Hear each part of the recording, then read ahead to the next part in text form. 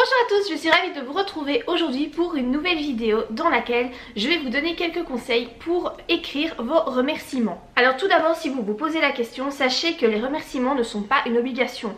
Vous n'êtes pas du tout obligé d'en inclure à la fin de votre roman. Alors il faut savoir également que c'était une pratique qui était couramment utilisée au XVIe et XVIIe siècle parce qu'en fait à l'époque eh bien, les écrivains étaient rétribués grâce à leurs mécènes mais pas grâce à leurs droits d'auteur. Donc c'était normal de remercier les mécènes qui leur permettaient de vivre de leur écriture. Ensuite au 19e siècle, eh bien, cette particularité, ces remerciements ont progressivement disparu. Et finalement ils sont revenus en force à notre époque puisque vous l'avez forcément déjà remarqué dans les romans, en général à la fin il y a une page ou même plusieurs de remerciements. Alors comment est-ce qu'on fait pour les rédiger? Qui inclut-on dans ces remerciements? Eh bien tout d'abord, je pense que ce sont les premières personnes en général qu'on remercie, ce sont les personnes qui ont eu la plus grande influence sur nous ou qui ont été les plus importantes lors de la rédaction de notre roman. Donc ça peut être toutes les personnes qui vous ont aidé de façon on va dire matérielle, donc des témoignages, imaginons voilà vous écrivez l'histoire de quelqu'un sur par exemple quelqu'un qui est aveugle et vous avez interrogé une personne qui est réellement aveugle pour savoir comment il vit, et bien c'est normal de remercier cette personne là parce qu'elle vous a été d'une grande aide. Vous pouvez également remercier les personnes proches qui vous ont été d'une aide mais plus psychologique, donc voilà tout ce qui est amis, mari, enfant, voilà. Toutes les personnes qui ont été d'un soutien assez important pour vous, qui vous ont permis d'avoir le temps nécessaire pour écrire votre roman. Vraiment toutes ces personnes qui gravitent autour de vous dans votre cercle proche. N'oubliez pas non plus d'inclure vos bêta lecteurs si vous en avez, parce que évidemment ils font partie des personnes qui vous ont le plus aidé dans la rédaction de votre manuscrit. Ensuite vous pouvez également remercier les personnes un peu plus secondaires. Par rapport aux personnes secondaires, eh bien vous pouvez tout simplement les lister, donc écrire un paragraphe en mettant je remercie également un tel, sans vraiment développer le pourquoi de son aide, voilà. Tandis que par rapport aux personnes qui sont les plus importantes, vous allez plutôt faire un paragraphe par personne en expliquant voilà comment cette personne vous a aidé, ce qu'elle vous a apporté, etc.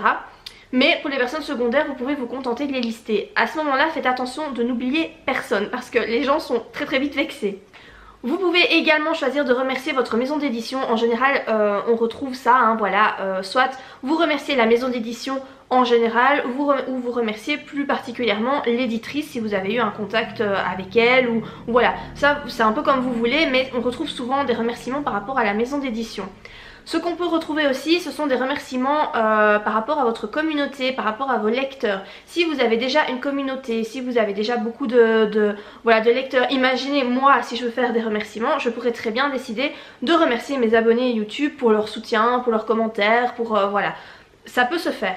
Alors par contre attention, si vous dans vos remerciements vous incluez votre mari ou votre petit ami, votre meilleur ami, attention parce que si ça se trouve un jour vous ne serez plus avec cette personne, vous ne serez plus ami avec cette personne citée.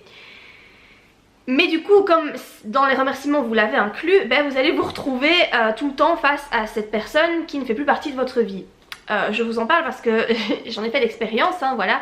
Dans mon roman Utricia le tome 1, j'ai remercié mon mari qui n'est plus mon mari actuellement, voilà, je me suis séparée de lui et il est inclus dans les remerciements et il le sera toujours, voilà.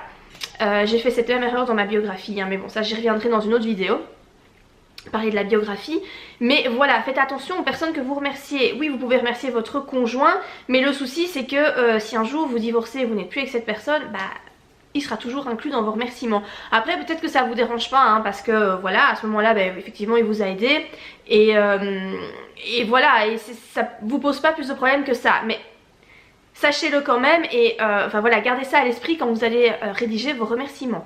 Alors ce qui est aussi sympa à faire, mais ça c'est vraiment à l'appréciation de chacun, c'est vraiment un goût personnel plus, voilà, c'est d'inclure de l'humour. Moi j'aime beaucoup les remerciements où il y a un petit peu d'humour dedans, où on voit où les écrivains insèrent des petites anecdotes en fait qu'ils ont eues avec certaines personnes voilà, certains proches qui les ont aidés. Je trouve ça très sympa de découvrir ça et en général ça me fait sourire et ça permet aussi d'un petit peu plus en apprendre sur l'écrivain. Voilà, utilisez un petit ton d'humour, vous n'êtes pas obligé d'être solennel dans vos remerciements, absolument pas, soyez vous-même. Je vous dis, si vous avez envie d'inclure de l'humour, vous pouvez tout à fait.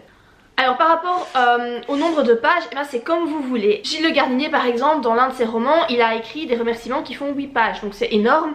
C'est assez rare quand même, hein, voilà, soulignons-le. Mais voilà, vous faites comme vous voulez. Vous pouvez faire une page de remerciements, 2 pages, plus, c'est à votre appréciation. Alors prenez ces remerciements vraiment comme un making of, voilà, de votre roman. C'est une façon pour que les lecteurs découvrent en fait qui sont les acteurs silencieux, qui sont ces personnes dans l'ombre qui vous ont aidé quelque part à rédiger votre manuscrit.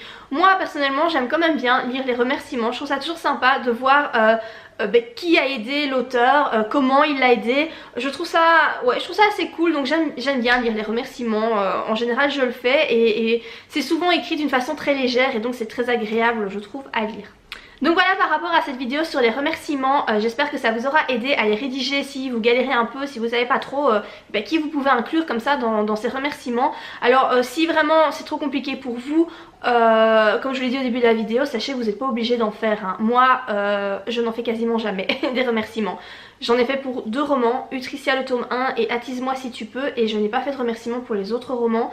Pour She-Wolf, qui ne sera plus She-Wolf bientôt, hein, si vous me suivez un petit peu dans mes vidéos, eh bien je ne vais pas faire de remerciements non plus.